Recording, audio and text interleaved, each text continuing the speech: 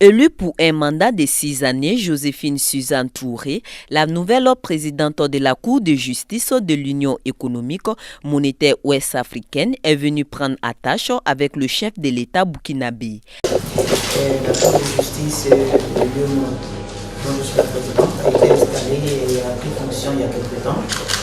Et il était bon qu'elle vienne se présenter officiellement au président du pays et lui faire ses célébrités et aussi lui entraîner les différentes activités qu'elle veut mettre en route. Et les missions du président de la Cour ne diffèrent pas des missions du président d'une convention de droit commun, mais notre mission au niveau de la Cour de justice, c'est de veiller au respect et à l'application de la loi communautaire concernant notre institution commune qui est le Mora.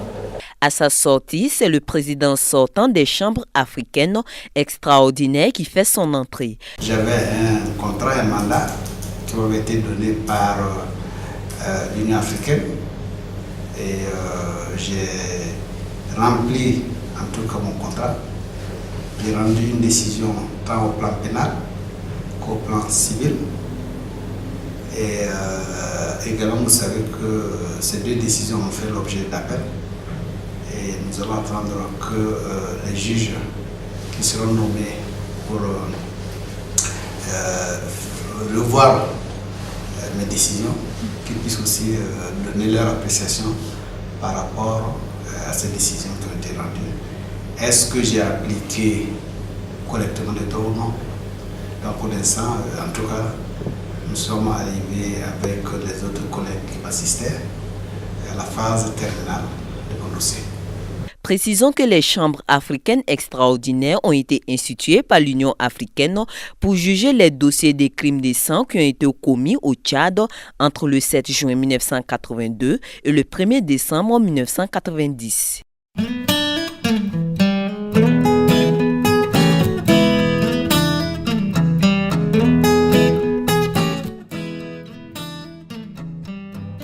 Après avoir été la chef de coopération de l'ambassade du Danemark auprès du peuple burkinabé de 2007 à 2012, où elle a été distinguée chevalier de l'Ordre national du Burkina Faso, Ula Taïwai revient encore une fois au Faso. Elle vient présenter sa lettre de créance au chef de l'État. Excellence, Monsieur le Président, c'est l'honneur de vous présenter les lettres par lesquelles Sa Majesté la reine Marguerite m'accrédite auprès de vous en qualité d'ambassadeur extraordinaire de plénipotentiaire. Par la même occasion, je vous donnerai aussi une lettre de rappel de mon prédécesseur. L'ambassadeur plénipotentiaire du Royaume du Danemark auprès du pays des hommes intègres est né le 3 mars 1968. Elle a un master en sciences politiques. Elle est mariée et mère de 3 enfants. Le successeur de Gilles Tilbault est enfin connu. Il s'appelle Xavier Lapierre de Cabane. Il est diplômé de l'Institut d'études politiques. En plus du français, il parle l'anglais, l'allemand, le portugais et le bulgare. Xavier Lapierre de Cabane est né le 29 décembre 1963. Il a occupé diverses fonctions dans l'administration de son pays et avant de poser ses valises en terre burkinabé, il était l'ambassadeur extraordinaire et plénipotentiaire de la République française de 2013 à 2016 en Bulgarie. Tout comme la précédente, il a pour résidence Ouagadougou.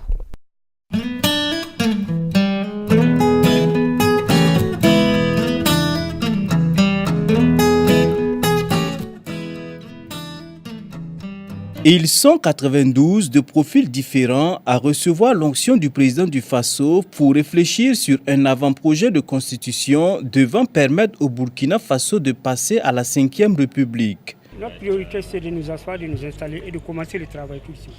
Aujourd'hui, l'Afrique doit commencer à écrire, à adopter ces textes aux réalités qu'elle vit, et faire en sorte que nous puissions nous-mêmes, Africains, écrire notre propre histoire. Donc la loi fondamentale ne dérogera pas à cela. Je mesure en tant que représentant de l'opposition la prépondérance du travail qui va être fait et l'importance qui nous attend en matière de rédaction d'une constitution. Parce que la constitution, c'est le socle de cette nation et tout un chacun, individuellement pris ou collectivement pris, doit avoir des repères au niveau de la Constitution et pouvoir justement être régi par cette Constitution. Donc il nous appartient de rédiger une Constitution qui ne serait pas, j'allais dire, au goût de ceux qui nous gouvernent, mais au goût de l'ensemble des Burkinabés, de telle sorte que les Burkinabés sachent ce qu'ils doivent faire pour la patrie et la patrie également en retour, ce qu'elle doit garantir à l'ensemble des citoyens. Et donc pour cela, nous attendons l'ouverture des travaux pour apporter notre contribution. Notons que c'est la première fois que le passage d'une constitution à l'autre se fait sans rupture constitutionnelle. Pour la première fois dans l'histoire de notre pays, le passage d'une constitution à l'autre, d'une république à l'autre, se fait sans rupture constitutionnelle et procède de la volonté du peuple insurgé qui a conduit avec succès sa transition après l'insurrection des 30 et 31 octobre 2014. La riche expérience politique et constitutionnelle nationale nous a donné à voir plusieurs types de régimes politiques qui ont forgé l'histoire constitutionnelle et politique nationale. C'est donc dire qu'en matière constitutionnelle, les Burkinabés sont outillés pour choisir en toute connaissance de cause. C'est pourquoi je note avec satisfaction que les membres de la commission constitutionnelle que nous installons ce matin sont des hommes et des femmes avertis qui ne manqueront pas de se mettre à la hauteur des attentes placées en eux pour nous proposer un texte constitutionnel consensuel et de belle facture. 2 mois, c'est le temps imparti à l'équipe de Maître Alidou Ouedraogo pour nous proposer un avant-projet de constitution devant servir de base pour l'édification d'institutions fortes qui survivent à leurs géniteurs. «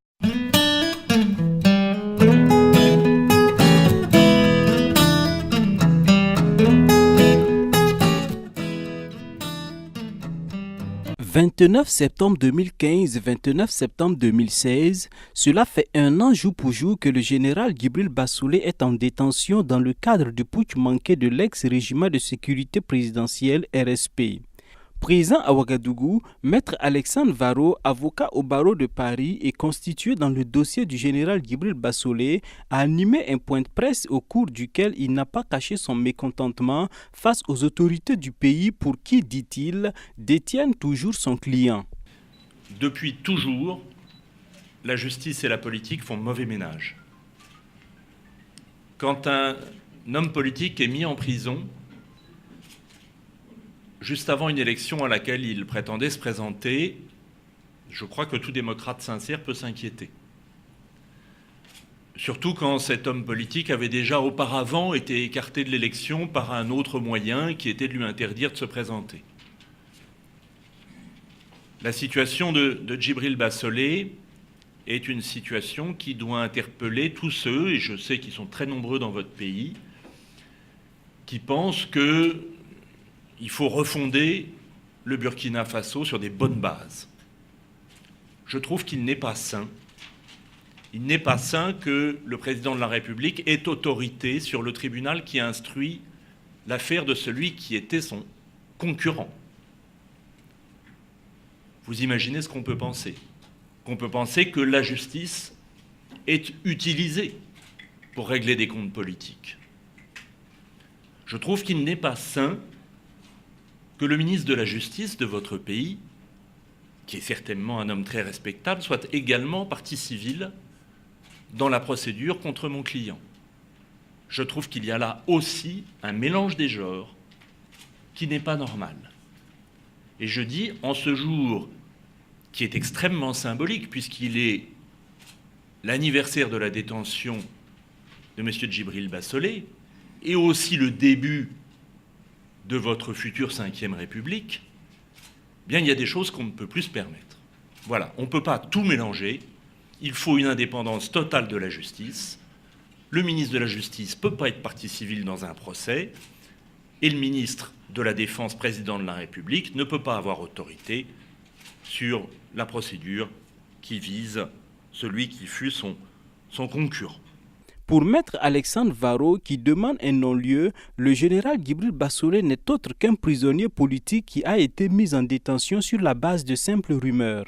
Un non-lieu ou un procès rapide, un non-lieu évidemment. Comment est-ce qu'on pourrait souhaiter autre chose que l'innocence la plus rapide? À partir du moment où nous sommes convaincus que l'instruction n'a rien établi qui permette de maintenir l'accusation, il faut un non-lieu, c'est la logique même. S'il ne devait pas y avoir un non-lieu, je serais extrêmement déçu. Je ne comprendrais pas, pour tout vous dire, je ne comprendrais pas comment le juge peut ne pas prononcer un non-lieu. Mais s'il ne devait pas y avoir un non-lieu, alors il faut un procès rapide. Pour l'avocat français, la situation que vit le général Djibril Bassolé doit interpeller plusieurs personnes, à commencer par les autorités du Burkina Faso. Pour lui, il est nécessaire de refonder le pays sur de bonnes bases.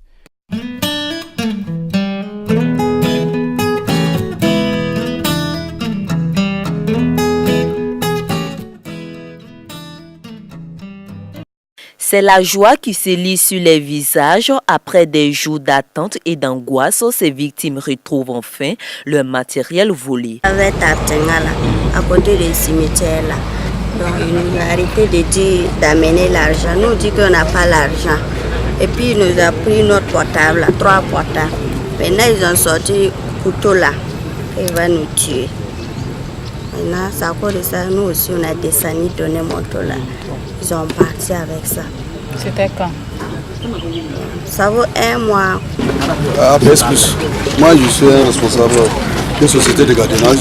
Donc, ils sont allés directement à mon vigile, puis prendre l'arme, puis l'attacher même. Donc, ils sont allés le traquer, puis le basculer sérieusement. Le gars même est présentement malade, il est toujours à l'hôpital. Donc, c'est lorsque l'autre médecin qui ont fait leur opération, ils ont mis la main sur eux. Donc, j'ai eu la chance et puis j'ai retiré mon arme. C'est la police qui est arrivée à mettre la main sur eux. C'est comme ça on est là aujourd'hui. Et c'est estimé à combien les objets perdus? 26 millions. Et aujourd'hui, que vous avez vu tout le travail battu par la police, quel est le sentiment? Les remercier. Vraiment, ils ont fait du bon boulot. J'espère qu'ils vont continuer sur cette lancée. Et je demande à la population également de leur venir en aide à cette force de l'ordre. Parce que n'eût été eux, ils auront vidé plus que ça. À tous ces objets retrouvés, plusieurs millions de francs CFA ont été également emportés et ce sont l'œuvre de 2 réseaux de présumés délinquants, auteurs de multiples braquages et de cambriolages dans la capitale, qui ont été mis hors état de nuit grâce aux efforts et au travail de la police de l'arrondissement de Nongro-Massomo. Quel était alors leur mode opératoire? Le premier groupe muni d'une arme à feu qu'ils ont acquise dans le domicile d'un particulier, volé, si je veux bien le dire, ils filaient leurs victimes toute la journée, surtout la jeune féminine, pour avoir leurs habitudes afin de les intercepter à des endroits propices à leur passe besogne. Et c'est comme ça qu'ils ont pu arracher 2 moteurs entre les mains des 2 dames et ainsi de suite. Alors pour le second groupe, eux c'est des récidivistes, c'est des gens qui ont déjà fait des peines de prison à la Mako, qui ont purgé. Et tenez-vous bien que le dernier, en tout cas le principal auteur de ce groupe-là, le chef de bande, lui, il avait écopé de 5 ans de prison ferme. Et rien que le 15 soir, il est passé au niveau de la maison d'arrêt pour faire signer son billet de sortie. Voilà, et pour dire qu'il se tient bien dehors. Et le lendemain, il a commis un braquage avec sa bande. Donc, tenez, voilà, vous vous rendez compte que c'est quand même insupportable. Et lui et 4 autres personnes écumaient la ville de Ouagadougou depuis 2014. La police reconnaît que ce démantèlement n'aurait été possible sans l'appui de la population, à qui elle invite à toujours continuer à soutenir les forces de sécurité pour lutter contre le grand banditisme et la délinquance.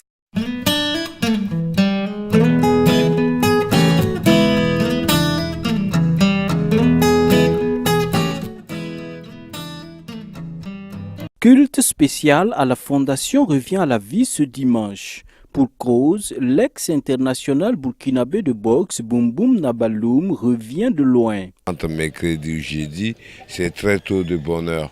Disons à 5 heures, quand j'ai fini ma prière, j'ai voulu me coucher et j'ai vu que le vent n'y allait pas. Et j'avais l'impression que j'avais l'intestin ou bien quoi, et ça n'allait pas. Ça me faisait mal et je vomissais, tout ce que je mettais dans la bouche, je vomissais. En plus, comme c'était très tôt de bonne heure, je me suis dit, peut-être, ce sont les premières gouttes, je ne me suis pas brossé, peut-être c'est ça, quoi. Mais en fin de compte, c'était pas ça. On a été dans une clinique. Et ils ont voulu qu'on fasse, comme on appelle ça, l'échographie. Quand c'est après l'échographie, c'est le résultat qu'on a été pour que le médecin nous donne le résultat. Il nous dit qu'il y a les intestins qui sont attachés là-dedans.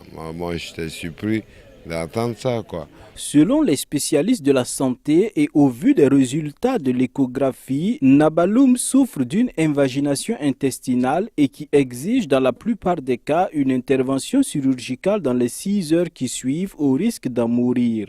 Au vu de ce qui est ressorti dans l'échographie, on parlait d'une invagination intestinale. Normalement, dans des cas comme ça, la conduite à tenir, c'est surtout une intervention chirurgicale pour dénouer l'obstacle et rétablir la continuité pour que la personne puisse avoir également son transit normal rétabli. Mais comme dit l'adage, il n'y a pas de principe sans exception. Dès que j'ai reçu l'appel, je sentais Boum Boum à l'agonie, pas derrière. Donc j'ai compris à quel point c'était grave. Donc je me suis déplacé à la clinique. Effectivement, ils étaient dans un état très sérieux, très inquiétant. Donc quand le médecin a regardé les résultats des échographies et tout, il avait dit de faire l'évacuer immédiatement parce qu'il fallait une intervention chirurgicale immédiate, sinon c'est les intestins qui sont attachés, des trucs comme ça. Et qu'avant quelques heures, si ce n'est pas fait, il risquait de perdre la vie. Alors j'ai demandé simplement l'autorisation de prier dans la clinique là-bas et le médecin a accepté et nous avons prié. Et pendant que je priais, je sentais que quelque chose était en train un miracle était en train de se produire. Parce que d'abord, je sentais se relaxer et lui qui était dans la douleur depuis 14 heures du matin, depuis 4 heures du matin, c'était déjà 14 heures. Et j'ai vu qu'il était calme et il a commencé à dormir. Donc j'avais la certitude qu'un miracle s'était produit. Le Seigneur avait fait quelque chose, la prière était exaucée. Effectivement, cela s'est confirmé quand le médecin, parce qu'il fallait quand même partir au bloc opératoire, quand nous sommes arrivés au bloc opératoire, je les ai fait remarquer quand même, que ça fait depuis 1h30 que la douleur n'est plus là. Alors qu'à chaque 5 minutes, à chaque 20 minutes, ça revenait et d'ailleurs, il ne pouvait pas dormir. Et depuis la prière, il faisait que dormir, même dans la voiture. On n'a pas pu l'amener au bloc parce qu'il dormait. Alors donc, le chirurgien, le major plutôt du bloc opératoire, a effectivement eu la sagesse de mettre le cas en observation. Parce que les signes le rassuraient lui aussi. Et le lendemain, observation jusqu'au lendemain, et rien ne s'est passé. Tout s'est arrêté là. Donc vraiment, c'était un grand miracle. C'était la main de Dieu, c'est concret, c'est palpable, c'est aux yeux de tout le monde. Et nous nous rendons grâce pour ça. J'ai particulièrement la grâce de rencontrer des cas similaires et devant lesquels la médecine montre ses limites. Mais lorsque Dieu met sa main, les résultats sont vraiment extraordinaires.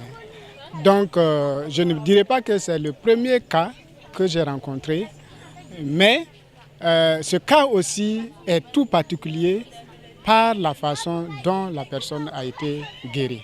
C'est une touche vraiment particulière parce que quelqu'un qui a subi une crise aiguë et d'un instant à l'autre, qui se retrouvent pratiquement dans le repos, dans le calme, dans le sommeil.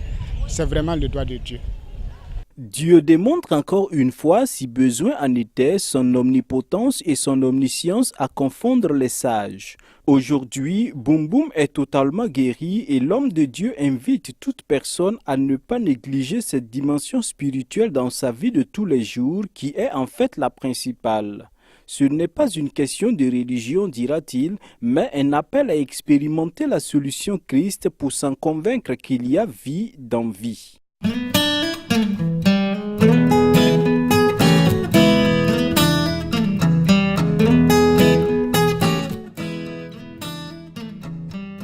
Pour contribuer à la mise en œuvre de la grande commission du Seigneur et Sauveur Jésus-Christ qui est « Allez, faites de toutes les nations des disciples », l'Église des Assemblées de Dieu de Gounguin a organisé ses premières journées missionnaires les 23, 24 et 25 septembre 2016 sous le thème « Regardez les champs qui blanchissent ».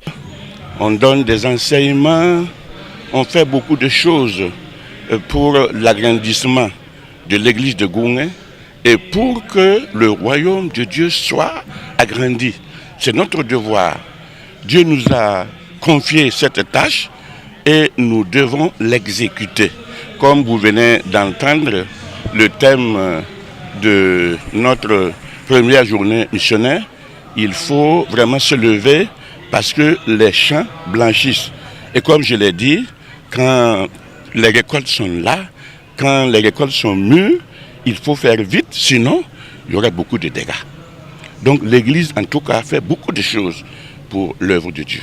Nous avons voulu que, ensemble, avec tous les chrétiens, nous prenions en tout cas cette initiative d'aller et de répondre au commandement du Seigneur Jésus qui dit « Allez, faites de toutes les nations mes disciples ». Et cela, nous devons encourager les uns et les autres afin que tout le monde se mette à l'œuvre, que nous soyons appelés à aller en terre missionnaire ou que nous restions toujours à la maison.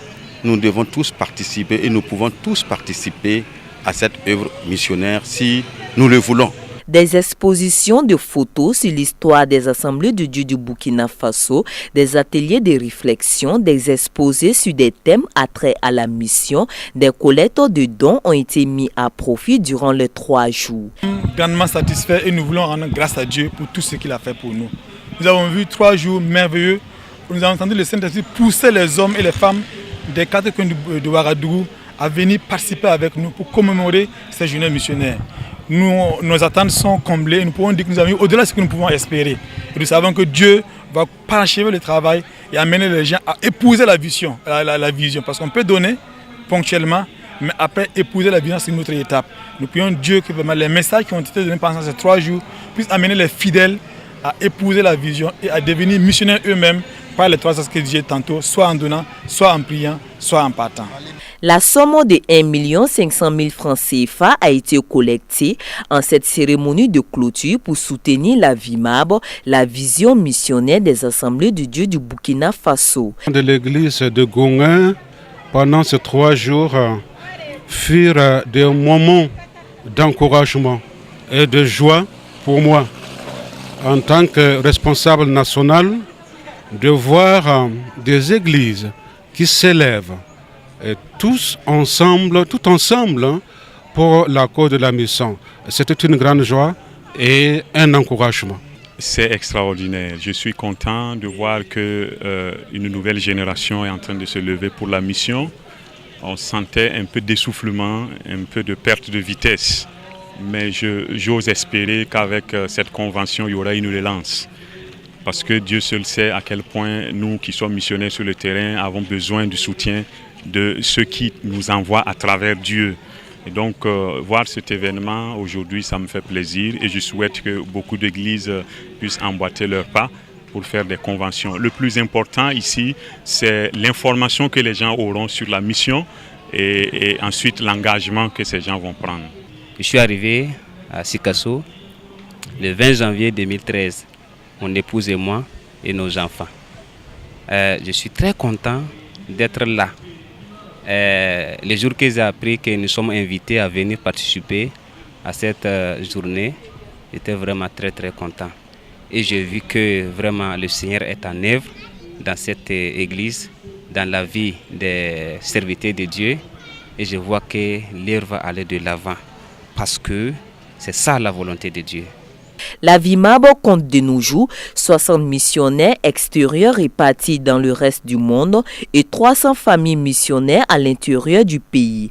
Malheureusement, comme dit le thème, regardez les champs qui blanchissent, encore 56 peuples venant des différentes régions du Burkina Faso n'ont pas encore reçu l'évangile. La région des Cascades est en tête avec 15, suivie de la région des Hauts-Bassins et du Sahel.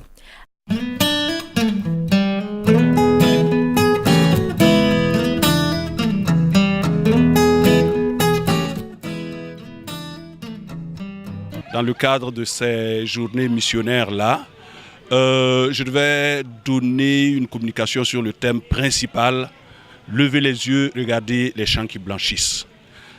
L'économie que je peux vous faire de ma communication est que je l'ai scindée en 3 principaux points. Le premier point, c'était pour expliquer la nécessité que tout chrétien aille pour la mission et que l'on ne se dise pas que non, il y a une catégorie de personnes, peut-être seulement les pasteurs, qui doivent aller en mission. La commission de Jésus-Christ est pour tous les chrétiens. Deuxièmement, j'ai voulu attirer l'attention sur le fait que la mission est urgente. Nous n'avons plus de temps à perdre.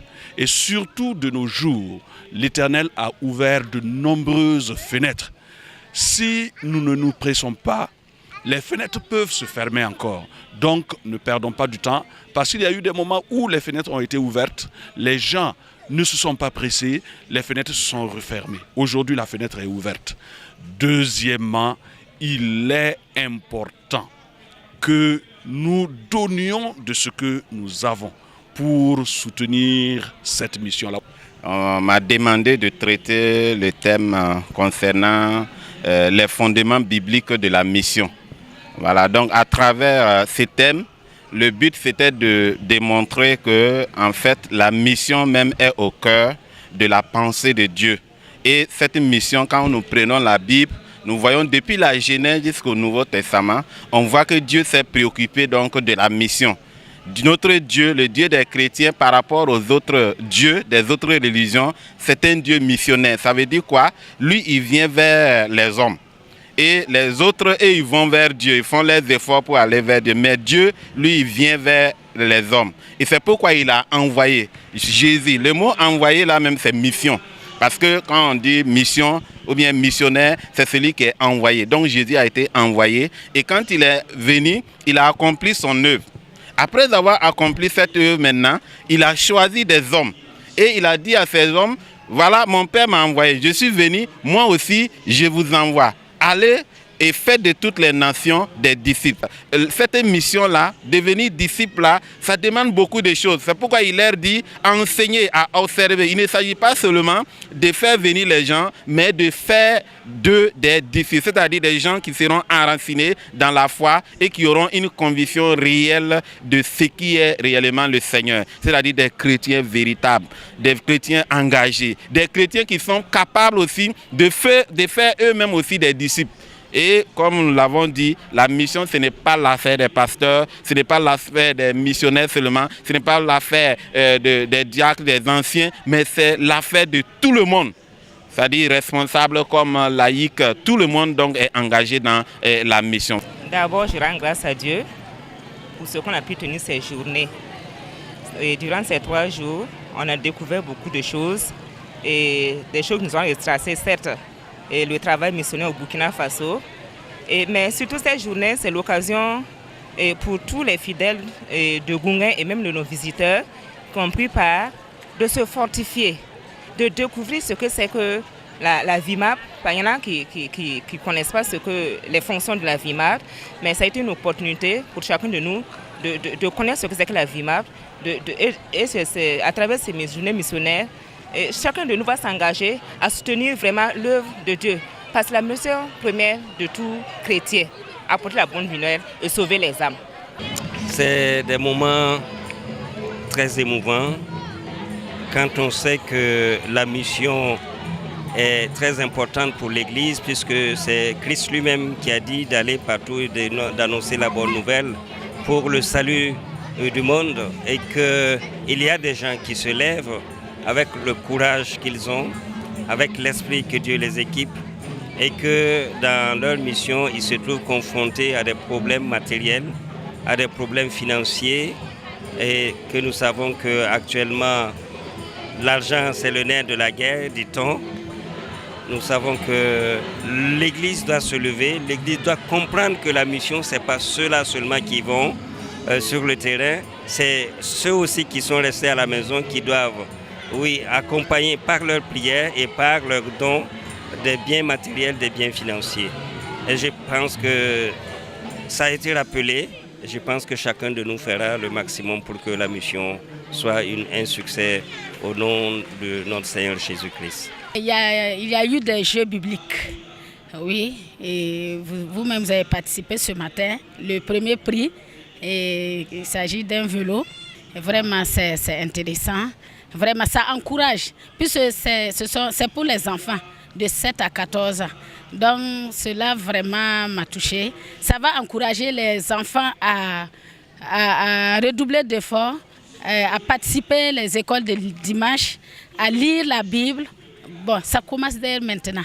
Puisque la parole de Dieu nous dit, instruire l'enfant selon la voie à suivre, selon la parole de Dieu. Et quand il sera grand, il ne s'en détournera pas. Et les conférences, les choses, les messages, les témoignages, vraiment, ça m'a plu. Et j'encourage en tout cas à continuer dans cette lancée.